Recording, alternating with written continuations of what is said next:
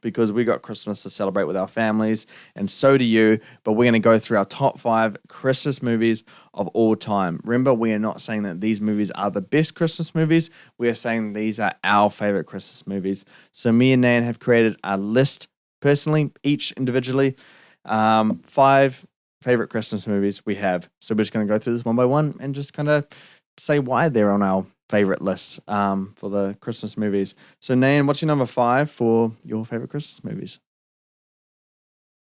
You're going to hate how low this is. Elf.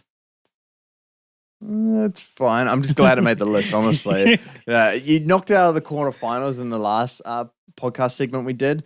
So I was like, maybe it doesn't even make top 5. then I get triggered. Yeah, but Elf, I think this is just, it's a Christmas, it is the Christmas movie. You know, like we talk about how Home Alone, we always watch it.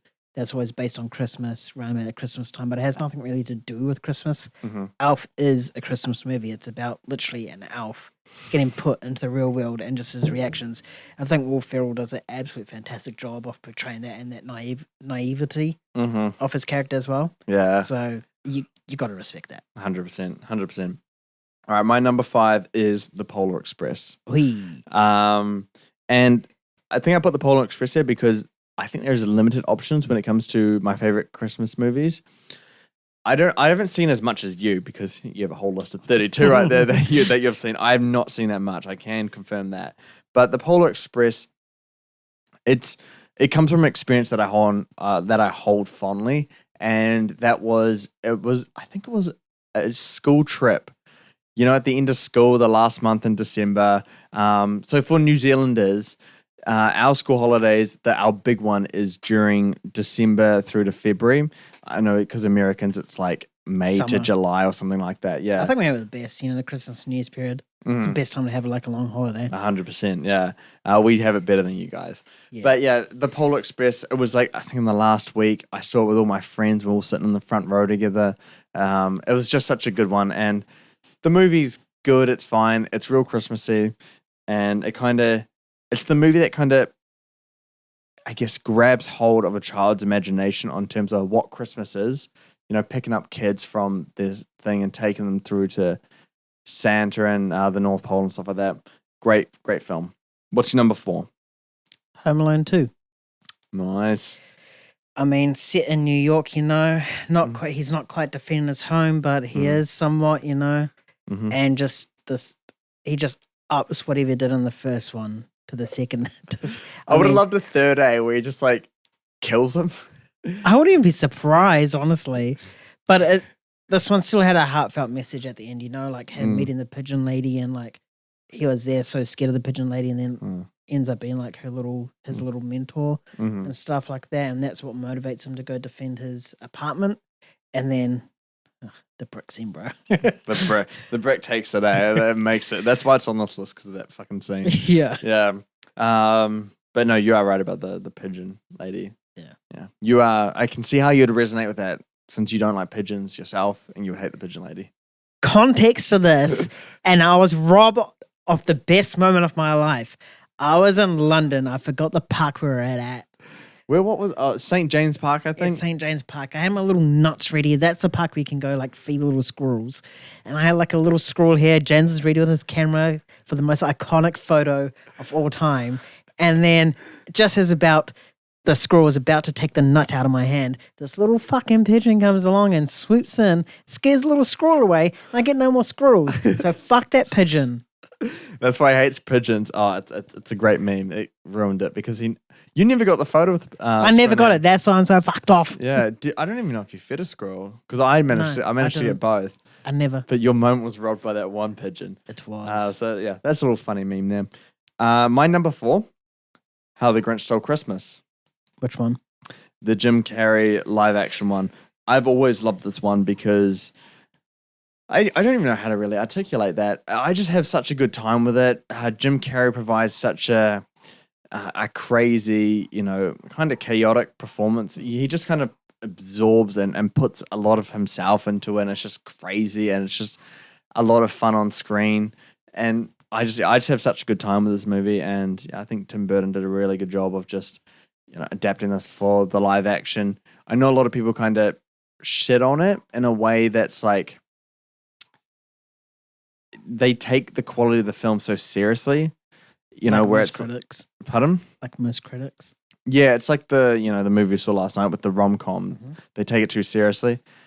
But you just sit back and you enjoy it. It's such a blast, and it's such a great Christmas story. So yeah, that's why it's on my number 4th on my list. What's your number 3rd? How the Grinch Stole Christmas, Jim Carrey's version. Ooh, why is that up there? This is probably one of my well, it is because it's top 3. Duh. I think it's one of my first ones I've ever watched.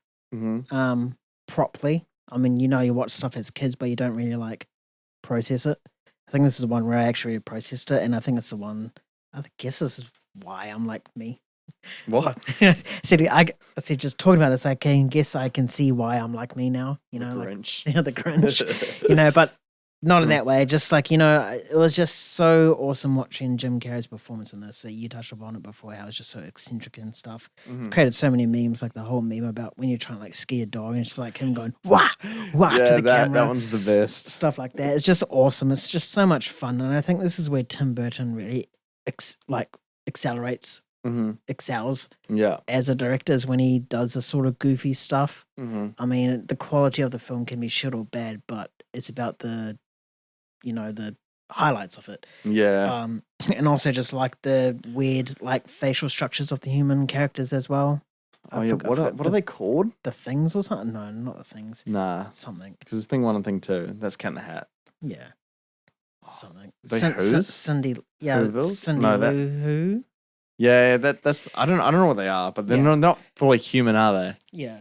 Yeah. But yeah, I enjoyed it, and this film was also scary as well. So yeah, as the Grinch should be. Yes. Yeah. As I should be. For number 3, I have Alf. I knew this was going to be high. Yes. I love Alf. I love Alf, and I think I don't have to say much about it because you did cover it perfectly.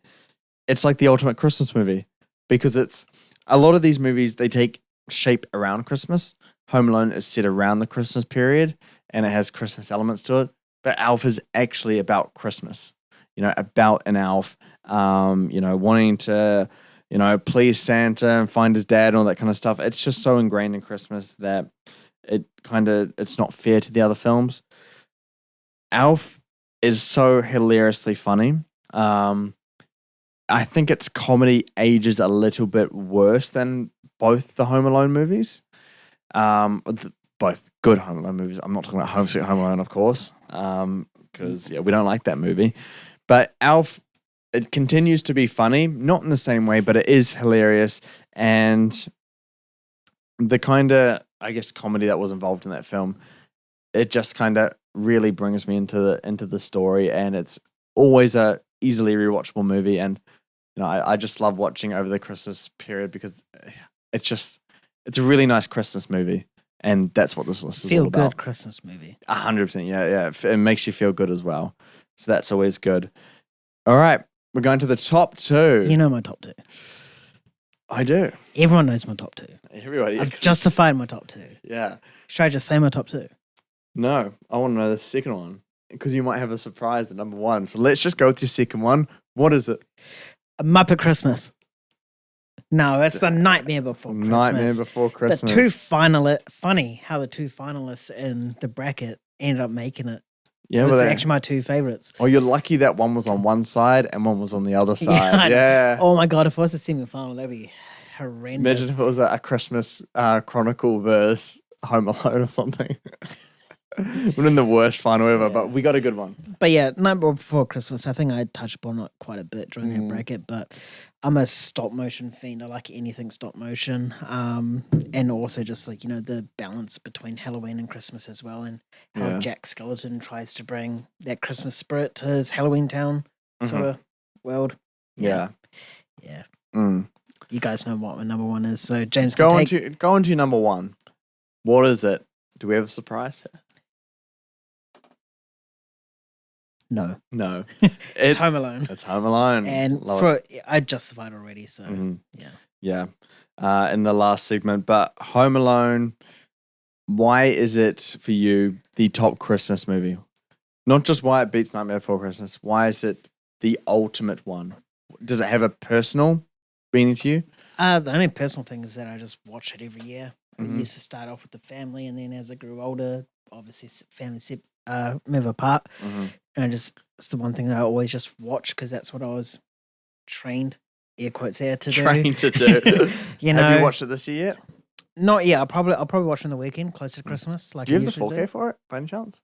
No, I don't. I need to get it. Yeah, I got the steelbook for that. Yeah, I saw that. yeah. I do want to get that. And Nightmare Before Christmas, Amazon's been a little fucking cunt.